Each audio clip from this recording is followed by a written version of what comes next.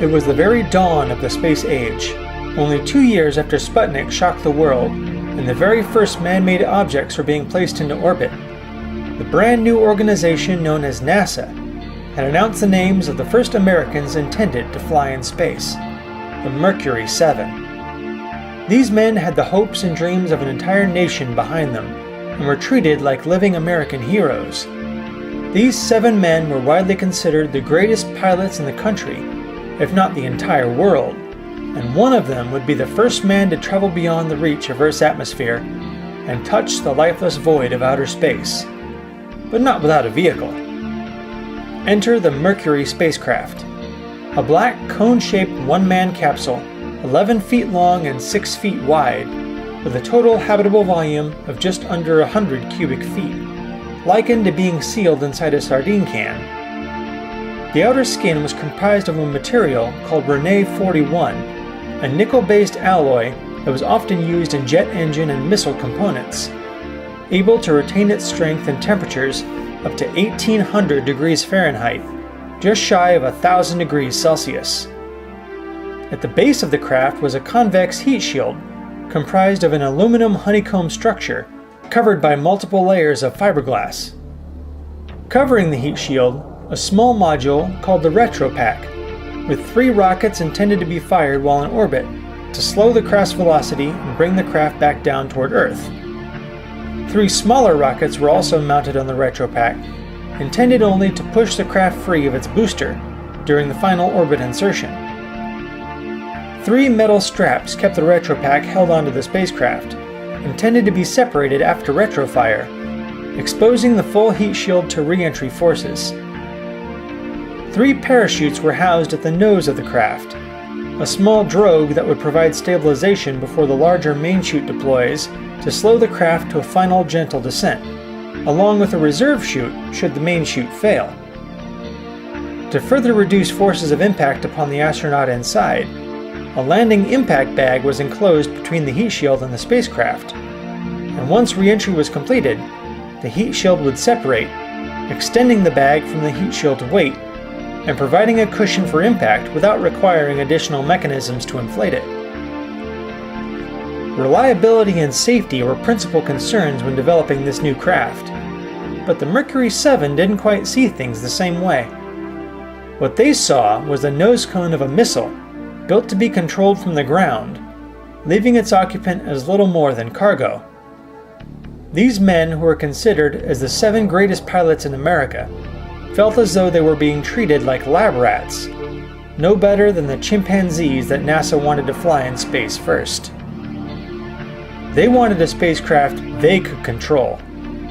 But what the 7 didn't immediately realize was the developers wanted their input on how to further improve the craft's design. In fact, throughout the development of Project Mercury, each of the 7 astronauts would be assigned a specific aspect of development.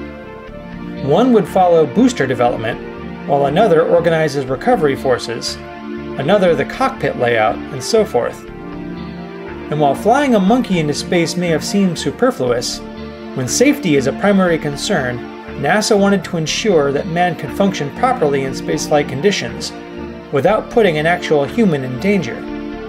For this reason, several test flights were planned before the orbital flight could take place. These suborbital tests were accomplished with the same rocket family that took America's very first satellite into orbit, Wernher von Braun's Redstone rocket. Von Braun was especially proud of his launch vehicle, but he was also very protective of it and its performance. He expected nothing less than perfection, and that would show through in his management of the test flights. Everything had to work perfectly before he gave the final okay for a man to fly it. But who would be the one to fly it? With all the 7, there was a natural cockiness about them, being the best at what they do, just as confident and protective of their ability and reputation as von Braun.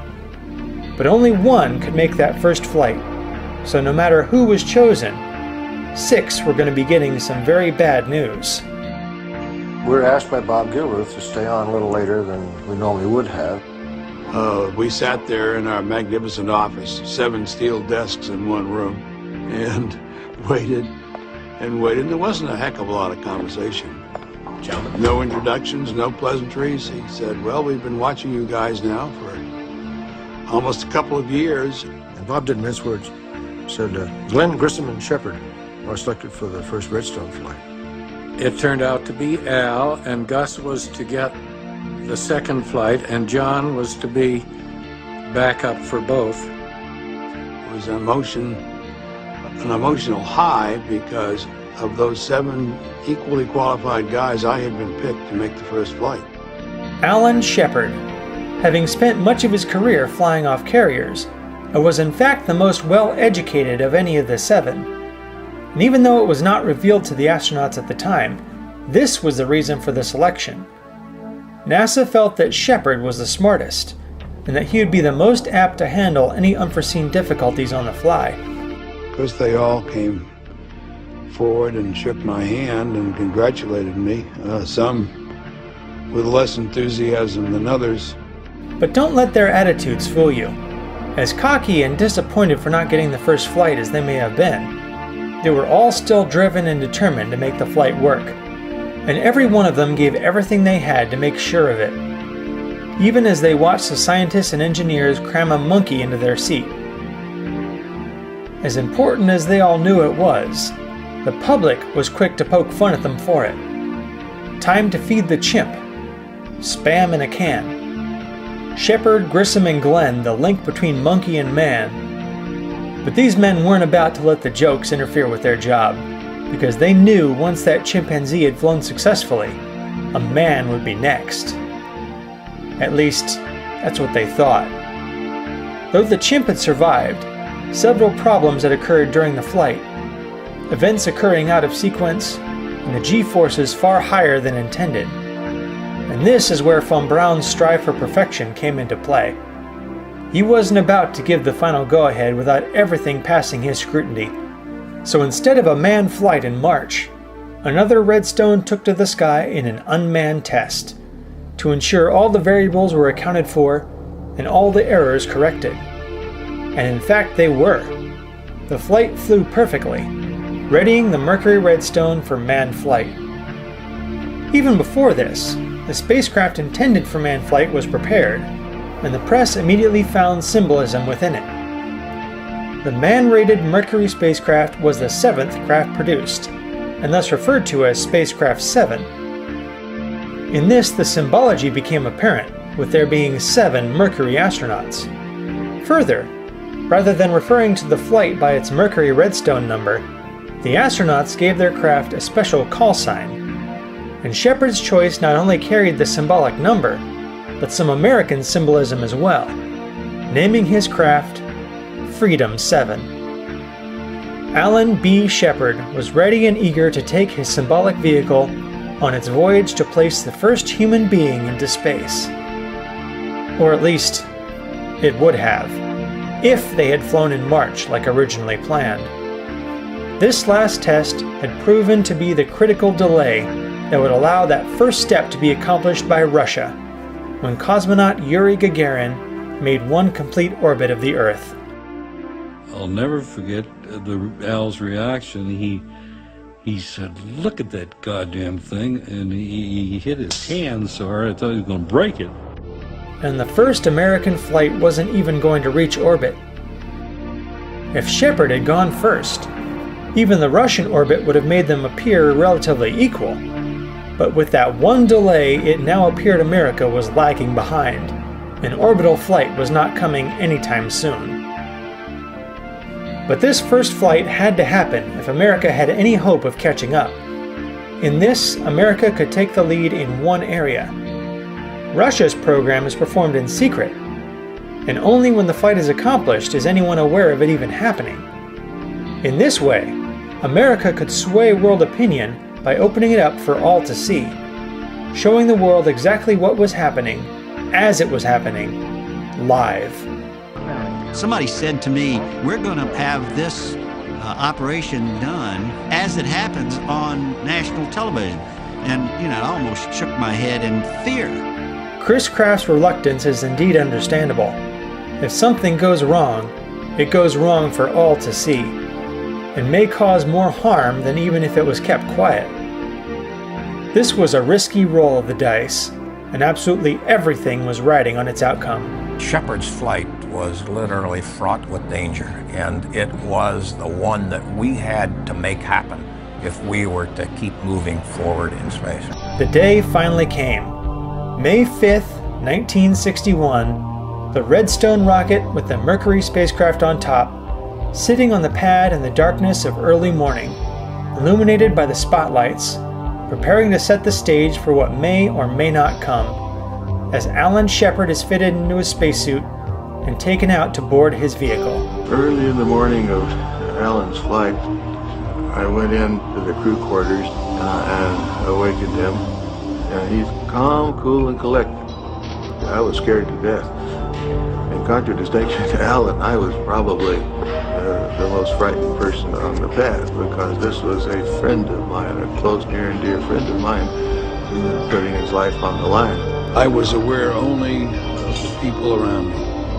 The medics were going to pat me on the head and finally let us go fly. I have seen people throw up on the launch consoles in the blockhouse because no one wanted to be responsible for a hold or responsible for any kind of a mess up. The 33-ton rocket is poised to hurl America's first man into space at 5,000 miles per hour. Alan Shepard will rocket to 115 miles above the Earth. He will weigh nearly 1,000 pounds from the punishing acceleration of a giant booster rocket. And you know the old desire of all pilots that when you walk up to the airplane, you always kick the tires just to be sure they're not flat. This particular rocket I was never going to see again, so I just stopped as I approached it, looked up into the glare of the spotlights, and took a look at the rocket. Sort of another way of kicking the tires, so to speak. All of a sudden you realize, hey, wait a minute. The next one that we launch, it better not get blown up, because there's somebody in you know. It's not just some monkeys, chimps, but it's the man. People have always said, how does it feel to be in a history book? And I said, listen, when you're sitting on the top of some 6 million pounds of high explosive, the last thing in your mind is being a page in a history book. Technicians in the White Room, as it's called, helped slide Shepard into his cramped vehicle. His backup, John Glenn, was there waiting for him, having first ensured that everything was in working order before Shepard arrived, and leaving a little message for him as Shepard slips back into his shaped seat. Strapped to the console in front of him, a card that read, "No handball playing in this area." A small moment of banter between the two test pilots, before the hatch is sealed and clamped shut. The technicians unhook the umbilical connections as the craft begins to run under its own power. Final checks are completed, and the White Room is evacuated before the service tower begins to roll away, leaving only the slender rocket sitting atop its perch as the sun slowly begins to rise. It is now time to send America's first man into space, but nobody wants to give the final go. Insecurity and uneasiness parades through the ground control team.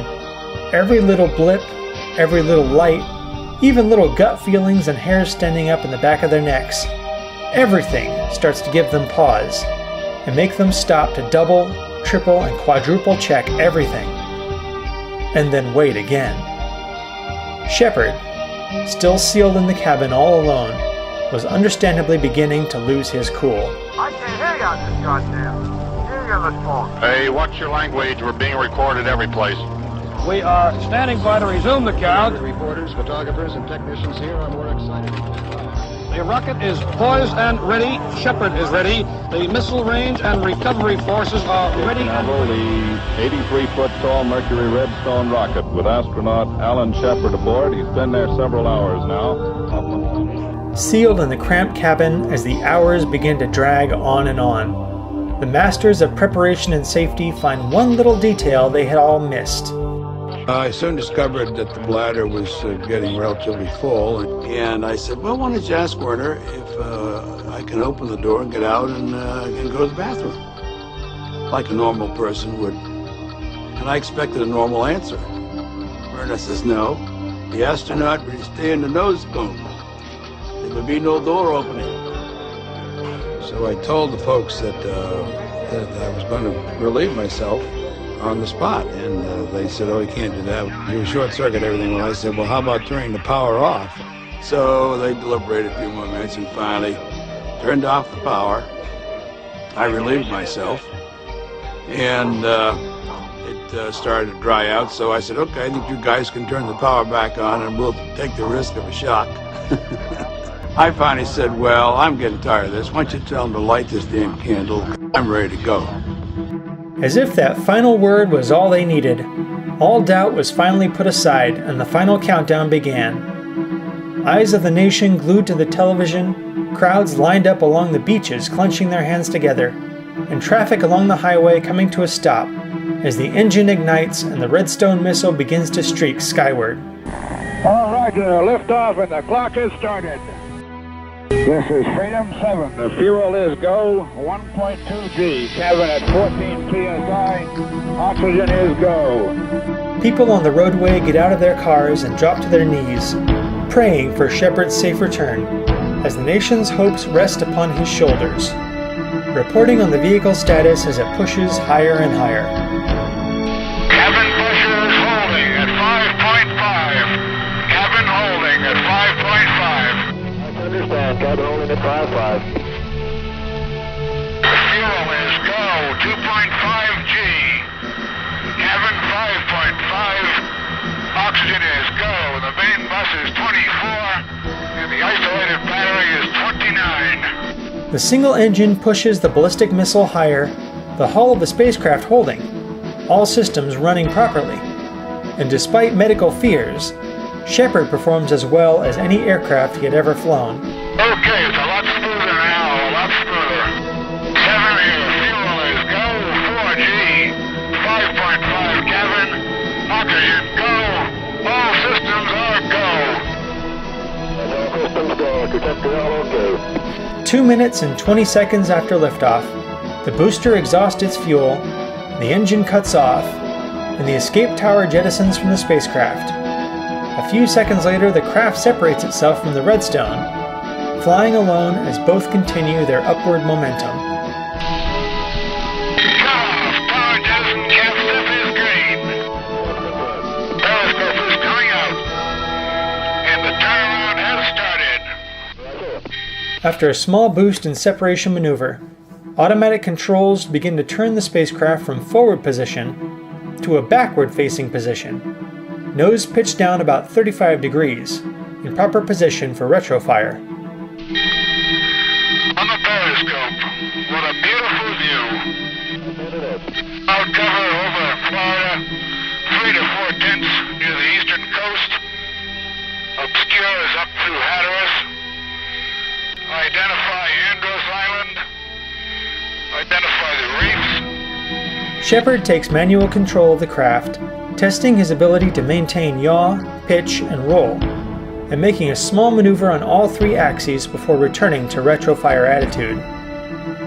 Only 5 minutes into the flight, the craft reaches its apogee, 115 miles, or 185 kilometers in altitude. Little time to enjoy the flight, as it was time to begin retro sequence, each engine firing for 10 seconds individually, 5 seconds between each ignition. All 3 retros are fired. Okay, 3 retros have fired. Retro jettison is back to arm. After the periscope retracts, the automatic sequence triggers a retro package to jettison from the spacecraft. And despite the physical reactions of this event, the control panel does not display the proper readings on the jettison indicator. Roger, do not have a light.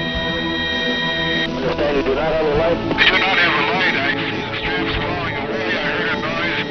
I will use override. Shepard hits the manual override to force separation, but since the pack is already separated, the stubborn light finally appears.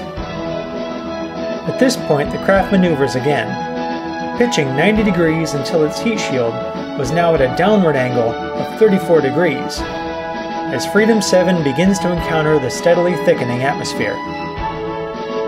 As the external pressure increases and atmospheric drag begins to exert friction upon the craft, the automatic controls begin a roll of about 10 degrees per second, to provide stabilization during the deadly plunge as G-forces begin to build, rising from 3 to 6 to 9. All Shepard could do was hang on and trust the calculations made by the mathematicians on the ground, finally reaching a max G of 11.5, just as predicted. The nose section of the craft separates, pulling out the drogue parachute which provided stabilization as the craft continued to plunge from 22,000 feet to 10,000, at which point the main parachute finally deploys, working perfectly. Main chute is green. Main chute is coming unraised and it looks good. This is it. He's on the way down. At about this time. You should hear the newsmen here right now. They are absolutely screaming and shouting. They've been jumping up and down, holding their hands over their head in a great sign of victory because this flight is just about at its end. It is a tremendously successful thing. They're kissing each other and hugging and jumping up and down. I take any second, astronaut Shepard will be walking on the deck of the aircraft carrier, and we will have completed a most historic event in the history of man's conquest of new frontiers. Then as we're flying toward the carrier, and the entire deck of the carrier was covered with sailors. The deck was just covered with these guys. The fact that the carrier had been my home, part of my life. The sailors had been part of my life. And here were these guys, the first guys to welcome me back. This was the first sense in which I had of how people felt about what I had done. That had to have been the most emotional carrier landing which I ever made. This is the beginning of a fantastic new age when two nations are marching into space in a competition with one another. America has finally forged back tremendously in this particular shot. The flight was an absolute triumph, and Alan Shepard was hailed as a hero all around the country, in fact, all around the world, as the flight had even had a tremendous impact on Europe, as all could see what America was doing as it happened. Win, lose, or draw, this was a journey that all were taking together, as America's new hero tours the country and even gets a special visit to the White House. Here at the White House Rose Garden, the entire staff of the White House has come out to get a look at this first spaceborne astronaut of the United States. I thought that last Friday was a thrilling day. Today even surpasses last Friday. And as a matter of fact, I got far less sleep last night than I did the night before the flight. As Kennedy made his little speech, as he got ready to present me with the NASA Distinguished Service Medal, it slipped off the box onto the deck, onto the floor. Jack Kennedy came up with the medal first, and he said, "Shepard," he says, "I present you this medal which comes to you from the ground up," which was a great line. A short 15-minute flight, but it put NASA back on track and made Alan B. Shepard a household name. Everything that followed could be attributed to his success and the tremendous gamble that was America's first manned spaceflight, a moment that will forever mark this week in space history.